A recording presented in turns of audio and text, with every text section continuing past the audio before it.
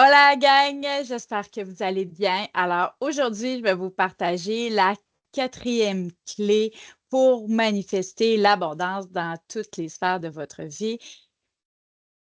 L'art d'avoir un mindset de feu, j'ai envie de dire.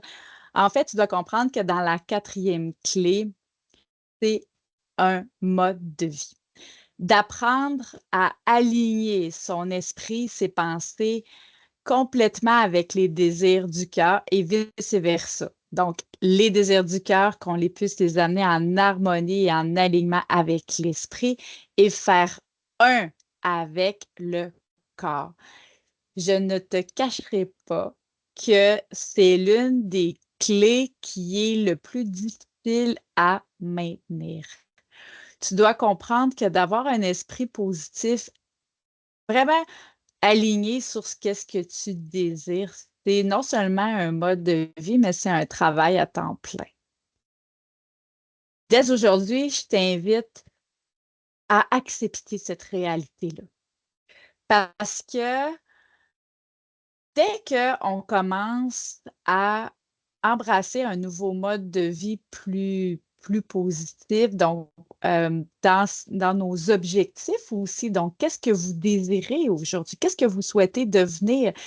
Quel type de personnalité? Donc, que ce soit dans votre relation familiale, relation amoureuse, au niveau de la carrière, donc peu importe, vous devez utiliser des mots justes, clairs, vers quoi vous vous enlignez, mais en utilisant des mots très puissants, en prenant conscience de «je suis» est une clé exceptionnelle. Donc, c'est sûr que si vous faites vos affirmations matinales en disant «j'ai besoin de retrouver la santé», ici, vous créez un état de manque.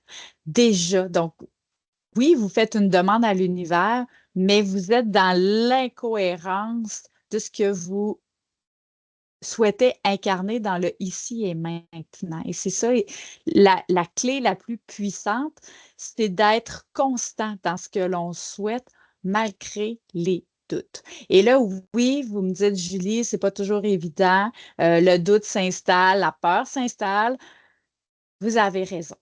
Et c'est pour ça que je vous dis, c'est vraiment un travail à temps plein d'apprendre à nourrir ses pensées, nourrir ses relations saines et de faire des choix conscients aussi que ceux qui nous tirent malheureusement par en bas ou que ceux qui nous prennent, qui sont un peu des énergivores, ben, de commencer à prendre nos distances. C'est des choses qui arrivent dans le processus d'abondance pour s'ouvrir à une porte, des fois, ben, apprendre à fermer certaines. Et ça commence par qu'est-ce que vous souhaitez? Ben, inspirez-vous de ceux pour qui il vous est arrivé d'avoir de la jalousie. Ne serait-ce que pour une belle peau ou un certain mode de vie, la façon dont cette personne-là a de s'exprimer peut-être, ou peut-être son aisance financière. Voyez en cette personne, en fait, c'est que si vous avez de l'envie ou de la jalousie, ben, c'est parce que cette personne-là a quelque chose que vous aimeriez. Ça, c'est sûr. Donc, dès aujourd'hui, allez chercher cette énergie-là en vous disant comment moi je peux intégrer ça dans ma vie et tranquillement remercier cette personne-là qui est en fait votre miroir, hein, qui vous a permis d'avancer et de prendre conscience de votre propre état d'abondance intérieure. Et c'est à partir de ça que quotidiennement, vous allez bâtir vos affirmations maintenant. Donc, si vous êtes à la recherche d'un grand amour. Oh, alors, je suis amour. Plus vous allez être dans cet espace-là, donc je suis amour maintenant. Je, je vis une vie amoureuse exceptionnelle. Donc, plus vous allez être dans cet état-là, plus vous allez attirer à vous qu'est-ce que vous souhaitez incarner. Et c'est important de choisir des mots justes en évitant les si Oui, mais au cas où, si à un jour, non, allez-y vraiment dans le ici et maintenant, parce que ça ramène dans la puissance de votre moment présent pour pouvoir bâtir qu'est-ce que vous souhaitez.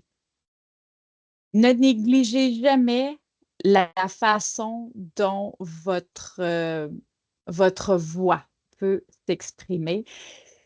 Si vous dites tout le temps, ben, je suis née pour un petit peu, ah, ça m'arrivera jamais, c'est impossible, je peux pas y arriver, ben, c'est sûr que vous allez créer une distance entre vous et la réalité à laquelle vous souhaitez aspirer ou créer dans votre vie. Et c'est pour ça que je vous invite, lorsque le doute s'installe, de venir placer, moi, ce que j'appelle une petite bémol pour venir détourner le cerveau qui, lui, est par moments pessimiste, en lui disant, j'ai la certitude que je choisis de croire que ma santé s'améliore. Je choisis de croire encore en l'amour. Vous voyez ici? Donc, tranquillement, vous allez habituer votre esprit et d'en faire un avec l'état d'être que vous souhaitez. Donc, c'est sûr que si vous faites des affirmations positives sans aucune émotion d'amour, de gratitude, en fait, c'est comme si c'était des prières ou des paroles qui s'envolaient. Utilisez votre corps pour manifester qu'est-ce que vous désirez. Moi, je m'amusais beaucoup, justement, avant que je gagne au 6,49, à goûter le succès. Je me disais, là, qu'est-ce que je ferais? La première chose, qu'est-ce que je ferais? J'irais m'acheter du champagne, j'irais m'acheter quelque chose pour célébrer. Alors, pour moi, je me mettais dans cet état d'esprit-là que ça goûtait le bonheur, ça goûtait la légèreté, ça goûtait la liberté. Et c'est exactement ce que je vous invite à faire. Détrompez votre cerveau, faites-lui croire que c'est déjà dans votre réalité en invitant cette énergie-là déjà dans votre vie. Et n'oubliez pas, c'est plus qu'un mode de vie, c'est vraiment un travail à temps plein d'apprendre à synchroniser son cœur et ses pensées vers plus de réalité et de manifestation. Je te souhaite une super de belle journée. Prends quelques instants aujourd'hui pour déterminer quel type de personne tu aspires à devenir et n'hésite pas à écrire ces objectifs-là d'une façon quotidienne pour te permettre d'ancrer ça dans ta nouvelle réalité. Je te dis à demain pour te partager la dernière clé. À bientôt.